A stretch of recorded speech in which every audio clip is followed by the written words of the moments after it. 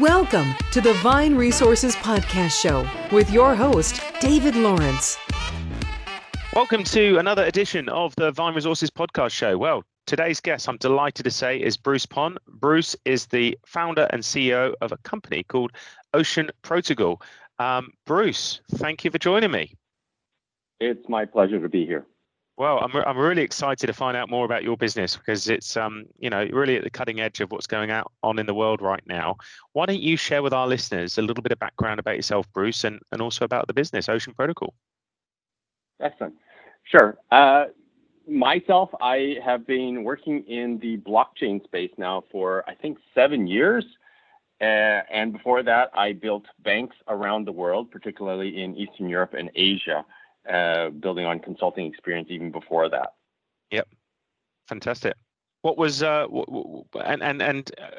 to that time there and to setting up the company, how did the idea come about? How did the company start to materialize at that early age? I think I had spent the early 2000s reading a lot about financial inclusion. I was sensing that the world was going in a direction where people are having a lot less control over things that were valuable to them, whether it was their data, their identity, the personal kind of sovereignty over their finances, etc. And we were seeing some of this playing out in different ways, where the internet platforms were getting more and more powerful. All around the world, people in different parts were also getting, more vocal about what their needs were, protecting their privacy. And when the blockchain space started exploding in the 2010s, I saw a thread going from kind of Bitcoin and blockchain over to intellectual property and financial inclusion. And the idea fundamentally is, if you can give people control over their data, that allows them to potentially monetize it and give them a means of, let's just say, production in a world where you have AI, robotics, and automation taking away people's jobs. And so data, intellectual property, anything that is human creation, using blockchain has a chance to give the people a way for financial independence as well as controlling their own data. And I know that obviously with the company you've got, I think you're up to about 20 people. You've obviously got an office in Germany, but you've got people spread all over the world. Is that right?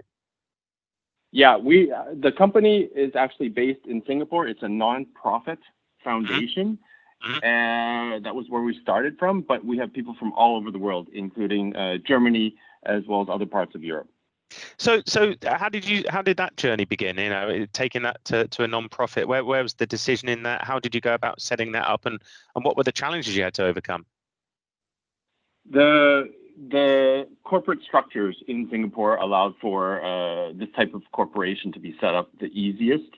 One of the things that was really important for us was that we could give control to the community when the project was mature enough, and Singapore allows for that. That's the heart of the matter. We actually wanted to develop this technology, kind of like TCP/IP or other internet protocols. We develop it to a level where it's mature enough, and then we cede control of the protocol back to the community. And luckily, in the blockchain space, community is very, very strong.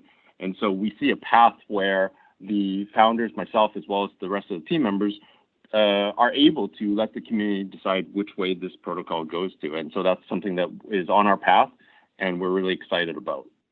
So just to give our listeners an idea, who's benefiting from the work that you're doing, and can you give us a couple of examples of perhaps where it's being used in the real world right now?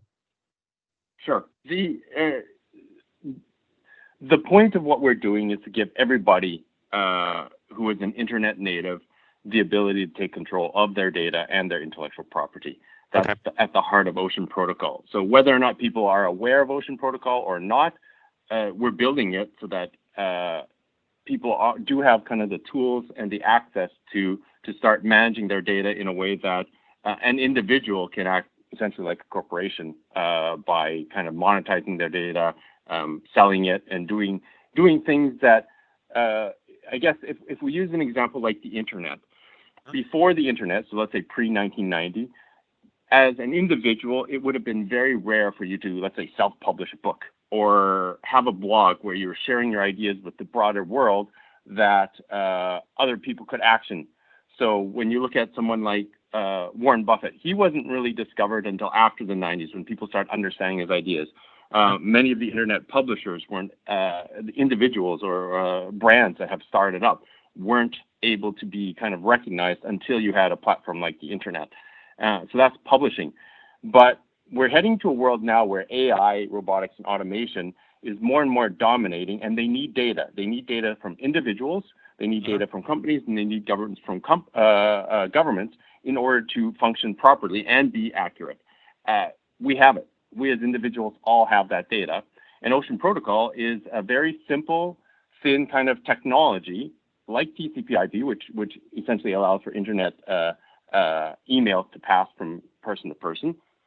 We allow the data to be traded from person to person with monetization kind of built in, the tools for the monetization. And so that's the capability that we want to give to people. And the good thing about something like the blockchain space, as I said before, is that the community, for the most part, determines which way a protocol can go. And so that's the combination that we're trying to do. We're trying to give people that power and that ability to take control of their data, and also give them the ability to determine where the technology goes.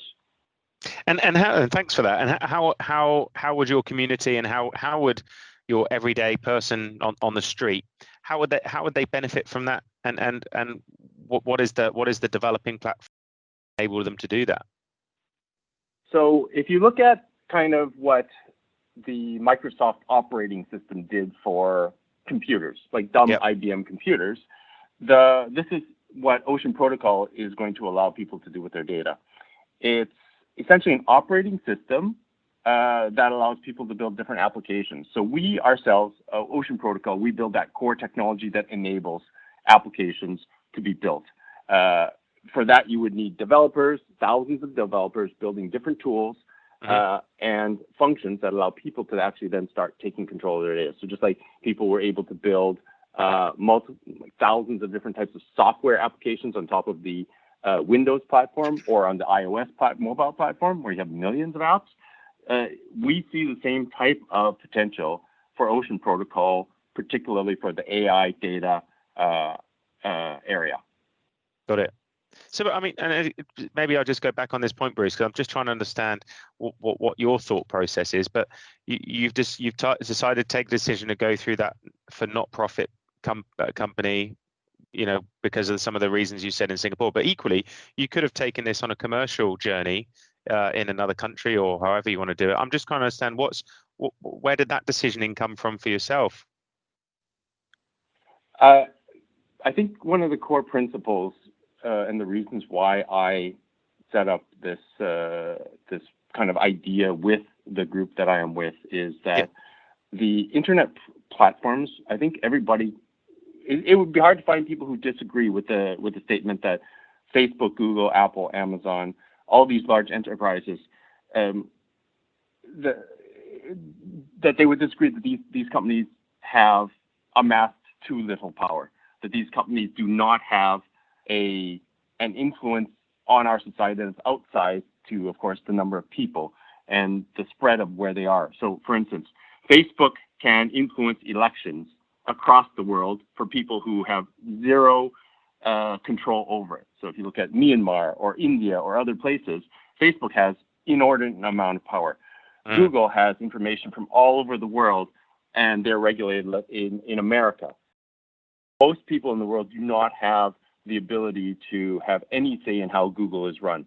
So you can spread that across any internet platform. And if you look at where the power the node of power for where internet is, it's in Silicon Valley, hands down. With blockchain, with our technology, the goal, and we're not the only company, there are thousands of companies who are all around the world who are all working in this manner.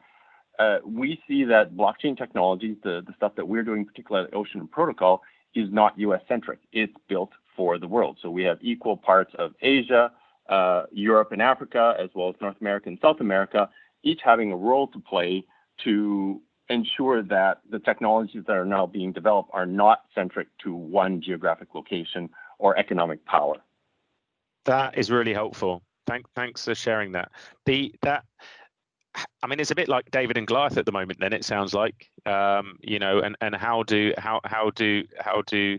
organizations such as yourself kind of fight back and find their voice? I mean, is that a challenge in the industry generally? It's something that the people in the blockchain space have been very cognizant of, that you have centralized power in governments, for instance, in central banks, in internet platforms, and in multinational companies.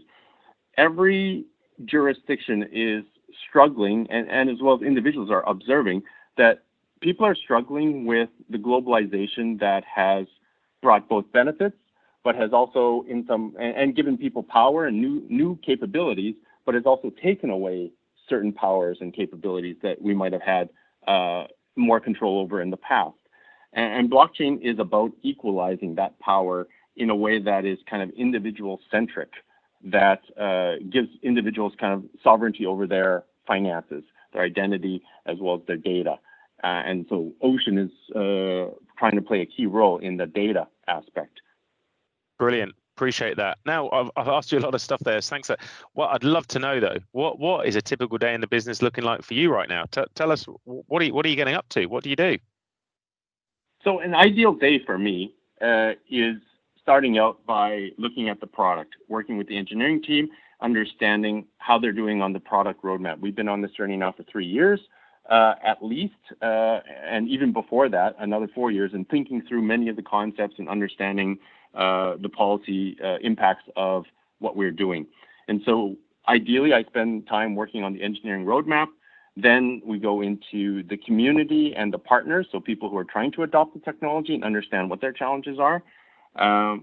We then would talk with the communications team and the ecosystem team to understand what the community is thinking and how we can serve them and have them play a stronger role, and then ending up the day with the fourth kind of piece, which is typically administrative stuff, dealing with a certain legal or regulatory aspect that should be managed.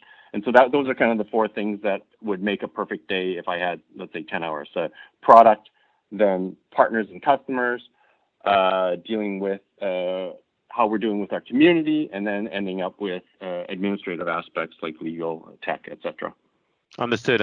So if I take, and I don't know where you were at the time, if you're in Singapore, if you're in Germany back in January, February, March, but obviously we've had an interesting year, 2020. How did that early time impact your business and your team's way of working?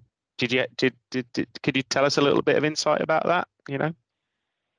It was interesting. I was in Singapore in January as well as February, so it was very clear to me right at the turn of the year. I think I read my first article about COVID on January 2nd and my second article on January 4th. And so I was coming back to North America in late January as well as in February. It was clear that the Asian countries were taking this extremely seriously, and I took that lead. And so we came back.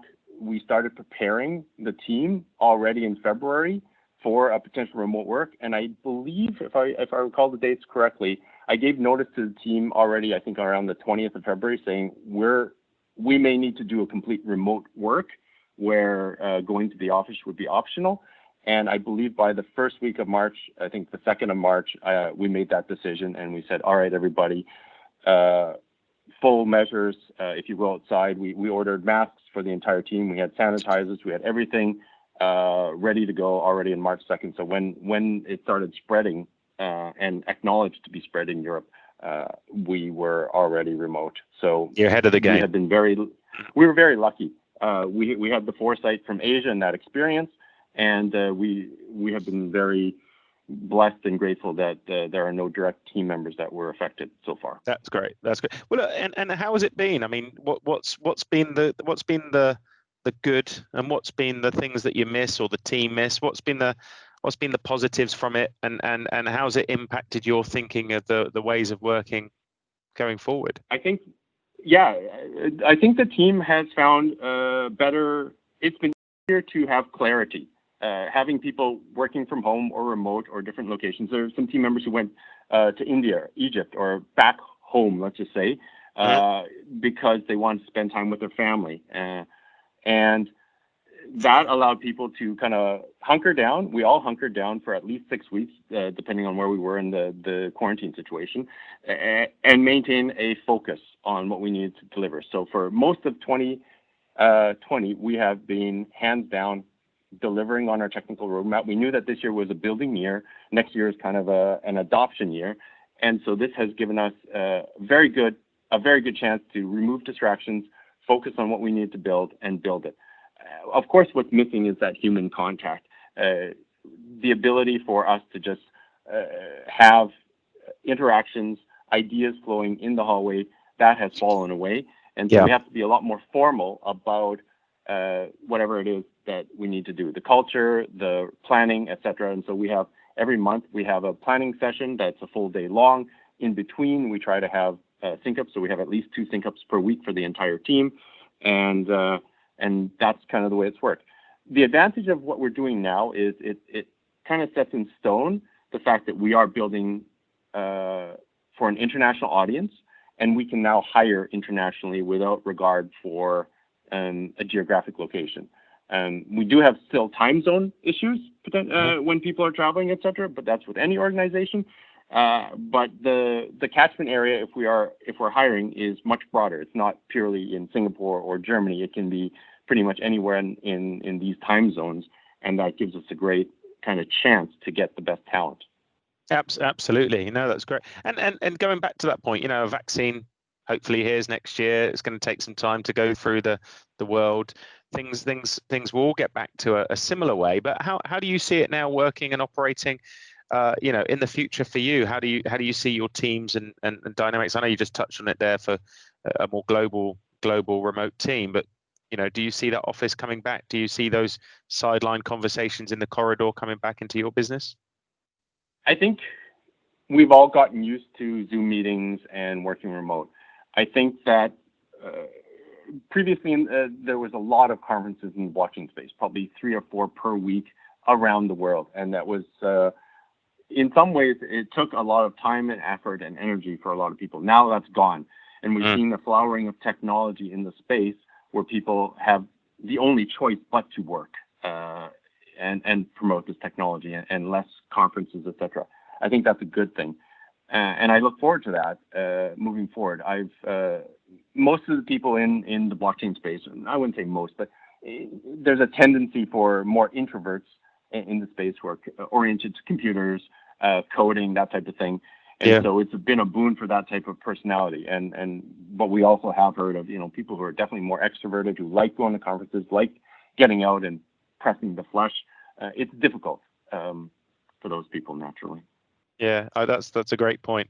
Look, Bruce, I mean, I'm curious to hear about perhaps about your childhood, your early upbringing. How perhaps is there anything you can share from that earlier period that influenced your work ethic in later life? Is there anything you can share with our listeners? I guess I grew up with a parental role model where both my parents worked very, very hard, long hours, very long hours. And my earliest memories were seeing my dad get up at 5 or 6 to start his business.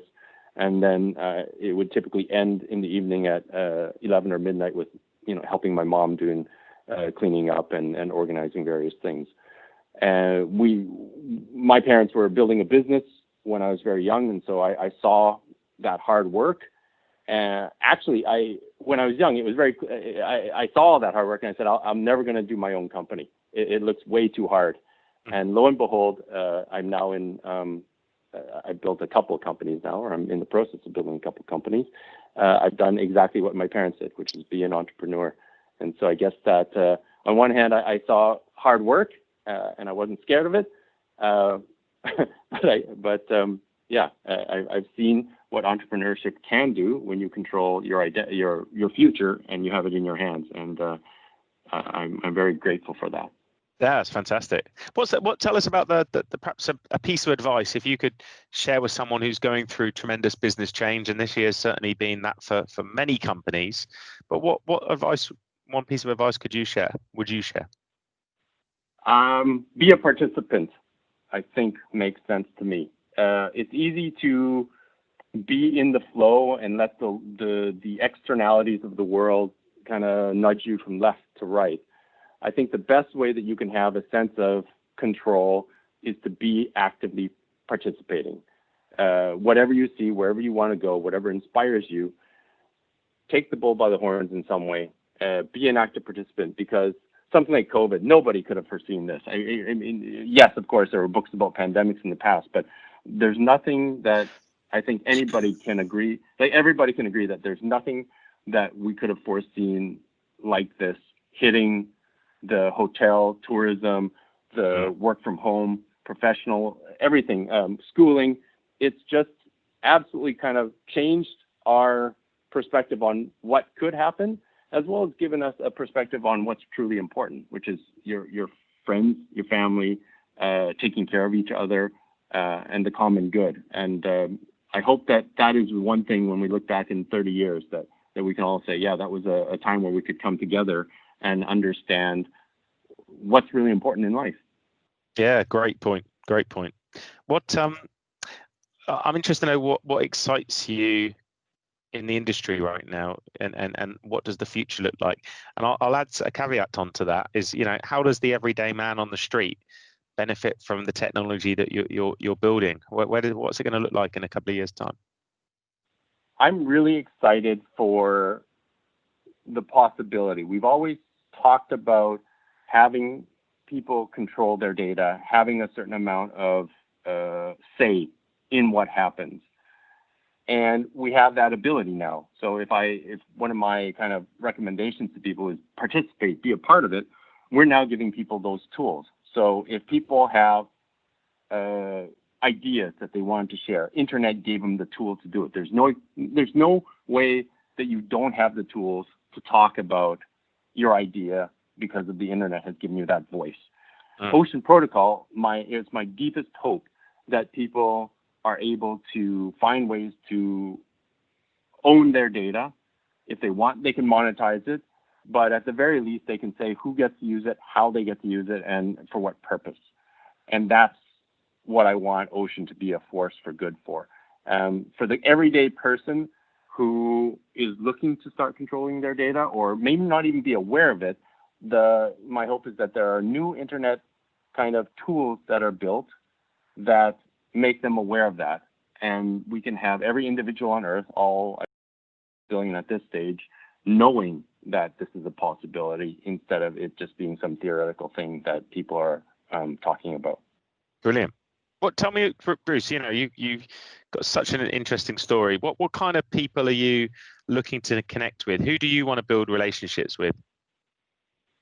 I think the deepest thread, or the most common thread that I've seen in reading from all the mentors and the people that I kind of try to understand, is be with high integrity people. You never go wrong if you are with the people who, they don't have to be the smartest, but they have to be the highest integrity in whatever way. And that will help you find your moral compass. It'll help you to make the right decision, even in a hard situation, and allow you to be the best person that you can. If you were giving your 20-year-old self one piece of advice, what's the one thing you'd say? I guess it would relate to the last question. It would be hone the ability to find those high integrity people. Work in situations where you are challenged, where then you can see how others are behaving, and find those people who do behave in a way with the highest integrity. I think if I could just expand on that idea, I guess, it would be that there's nothing better than having relationships compound over time with high integrity people, because you are granted riches in relationships, in opportunities, and of course in personal wealth when you over 20, 30, 40 years are working with the best people. You're constantly expanding your network with good people. I can't think of a better way to live life, where at 60 or 70 years old, when you do decide to stop working, you have people in your life where you can always have been proud of the decisions you've taken, the people you've been with, and what you might have accomplished with a group of people who all support each other. Great point. It can often be difficult sometimes to see that integrity, and that because as you know, it gets built up from over time, doesn't it? And you know that can be difficult. What's the ways that you've spotted that, or advice that you would give around finding those kind of attributes? It's the hardest way is working with people. Because that's personal experience, but it's also going to be the sharpest skill that you have. Easy way is to observe others as they work. Do they do what they say they do? Do they make promises and keep them? If certain criteria like that you notice and meet that criteria, it's indicative of other areas of their life. And so if you deal with somebody who's always kept their promise, you just feel safer. You feel safer, you're going to be treated well. Doing business with these types of people is going to reap benefits, even if financially you don't get those benefits. But more often than not, there will be financial benefits, because working with other people with integrity means that the entire circle expands over time.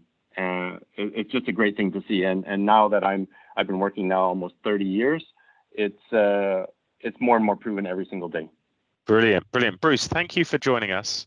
Really insightful. I know I've gone off script a little bit by asking you some more intel, but you're obviously building something quite unique there. What if people want to connect with you, find out about you, what's the best way they can do that? Very simple.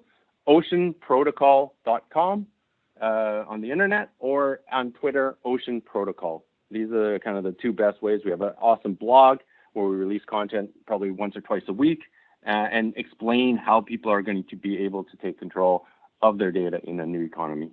Fantastic. Well, people can sign up on your website. I've seen that, so I'll put the link in there. And Bruce, thanks so much for joining me. It has been my pleasure. Thank you very much.